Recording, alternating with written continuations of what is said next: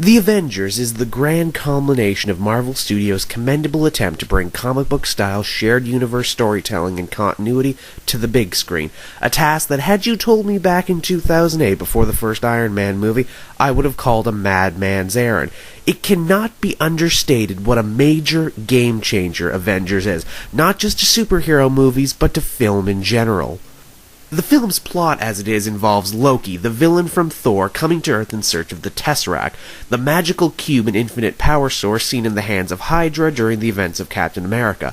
All this proves to only be the tip of the iceberg, as it seems Loki is in league with some powerful alien forces. To combat the mounting threat, Nick Fury, head of the super spy group S.H.I.E.L.D., decides now is the time to gather Earth's mightiest heroes and enact the Avengers initiative that was teased at the end of the first Iron Man. Avengers was written and directed by Joss Whedon, a man of course famous in nerd circles for his ability to tell great stories with large casts, often with very radically different viewpoints. The movie works as well as it does because Whedon was the right man for the job, a philosophy that has spelled success for all the other recent Marvel movies and one that I hope continues in the future. One of the many pitfalls a movie like this could have fallen into is that one hero could have felt left out, overshadowed, or overpowered. Thankfully, that never happens.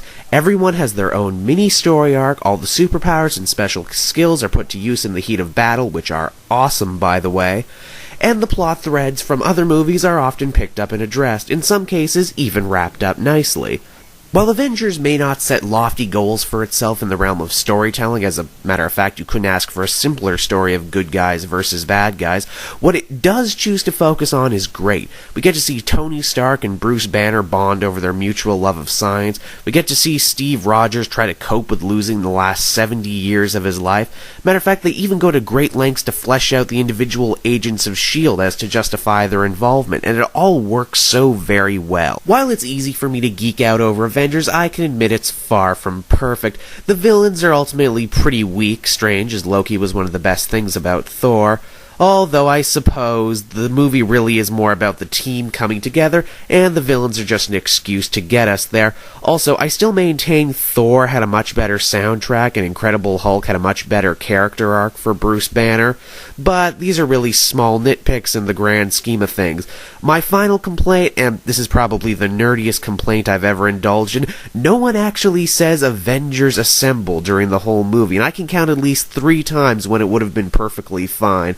Oh well, you win some, you lose some, I guess. In summation, I saw this movie Sunday night in my crowded small-town theater filled with families, old people, children, couples on dates.